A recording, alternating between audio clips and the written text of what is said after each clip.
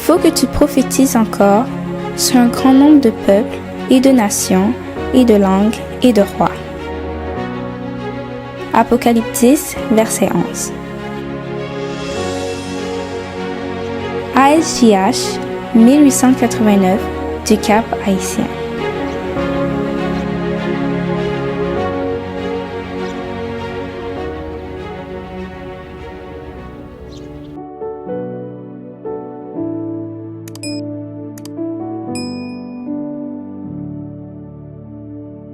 Une gloire dangereuse. Une citation des témoignages de Sœur Ellen G. White. Jean 6, verset 15.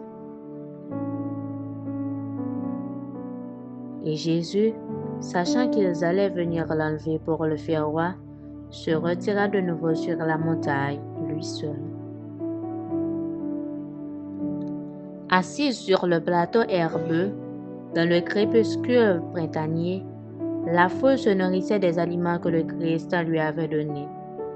Aucun pouvoir humain n'aurait pu, avec 5 pains d'orge et 2 petits poissons, produire des aliments en quantité. Aucun pouvoir humain n'aurait pu, avec 5 pains d'orge et 2 petits poissons, produire des aliments en quantité suffisante pour nourrir des milliers de personnes affamées. Aussi se dirent-ils l'un à l'autre, « Vraiment, c'est lui le prophète qui vient dans le monde. » Jean 6, verset 14. Il peut subjuguer les nations et assurer à Israël la domination longtemps recherchée. Dans leur enthousiasme, les gens sont prêts à le couronner roi, immédiatement. Il voit bien pourtant qu'il ne fait aucun effort pour attirer l'attention sur lui-même ou pour obtenir des honneurs. On craint qu'il ne veuille jamais revendiquer ses droits au trône de David. Après s'être consulté, il décide de se saisir de lui par la force et de le proclamer roi d'Israël. Jésus voit ce qui se trame et il comprend ce que ne comprennent pas, le résultat d'un tel mouvement. Une tentative faite pour le placer sur le trône serait suivie de violence et de tumulte et aurait pour effet d'empêcher l'œuvre du royaume spirituel. Il faut tout de suite mettre un frein à cette agitation. Ayant appelé ses disciples, Jésus leur commanda de s'embarquer pour retourner immédiatement à Capernaum et de lui laisser le soin de congédier la foule.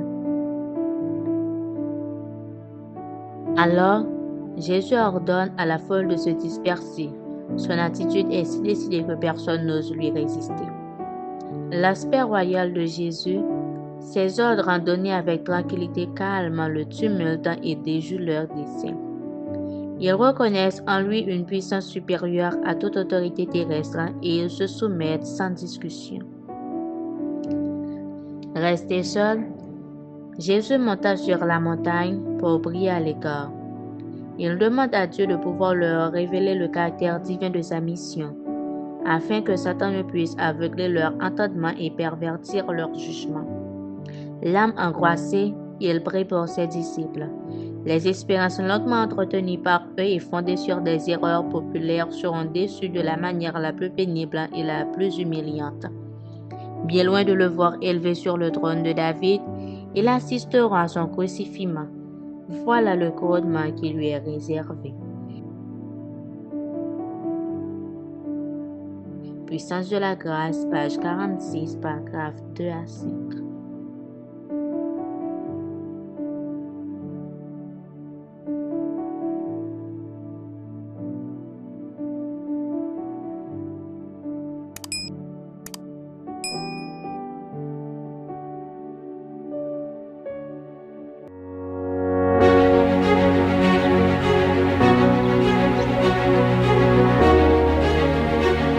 Il faut que tu prophétises encore sur un grand nombre de peuples et de nations et de langues et de rois.